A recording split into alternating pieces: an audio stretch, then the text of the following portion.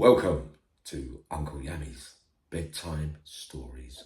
Now, this story I'm about to tell now is one of sentimental, if you get what I mean, because certain people are no longer with us. We must always respect the dead, but rest in peace.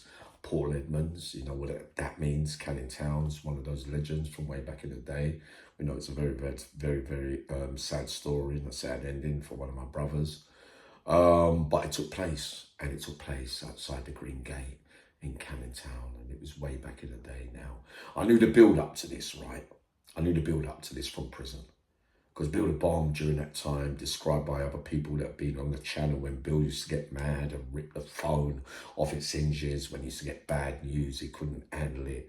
Now, I can't clarify who the woman was.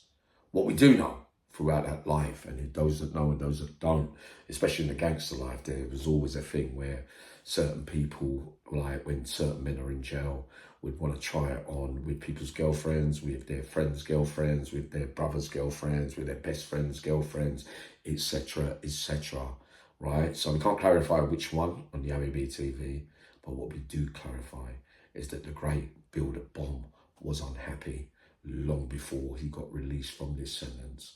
Because why? Because I was with him, right? So we witnessed that, witnessed by many others, his behaviour over a number of years in prison, especially when it comes to emotional stuff, when you're not in a position, when you're in jail, to do things about anything. Bill got released. So the moment came. He went down the Green Gate, Canning Town, right? He's faced with an old adversary. Friends at one time, everybody was friends at one time, I'm afraid, like it or not. This is why the truth of true crime, it comes out, and I do the best I can with what I've got and what I know is factual by the people that was there, that was present, etc., etc.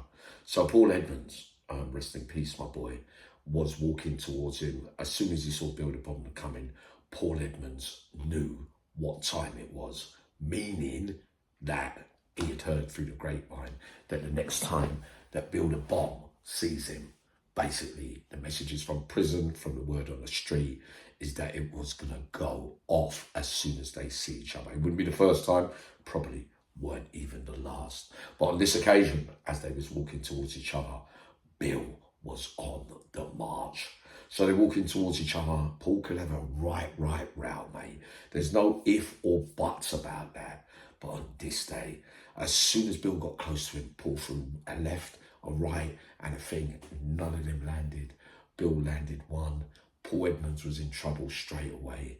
I've got to be honest about this, but he continued to stay on his feet and carry on fighting for a few seconds more, right? Or a minute more, whatever we want to put it. He put up a decent fight.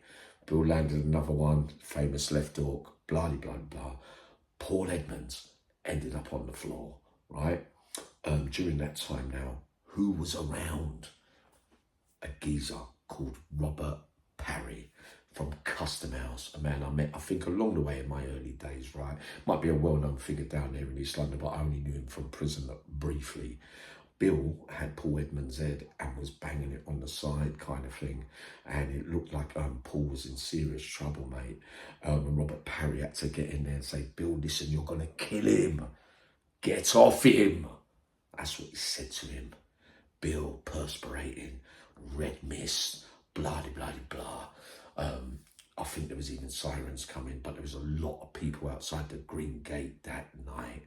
You're asking me to clarify that fight. Sorry for any hurtful feelings. It was a game where everybody was a fighter around about that time in Canning Town. You know, all I could do is deliver the absolute truth. And I hold on to some of these things because I know it can be hurtful to certain people that have lost people during that life. It's a factor. It's a feature. There's no other way of putting it. So, Uncle Yami says, that's how that went. But it was Robert Parry from Custom House who saved Paul Edmonds on that night. See you all in a minute. Going live.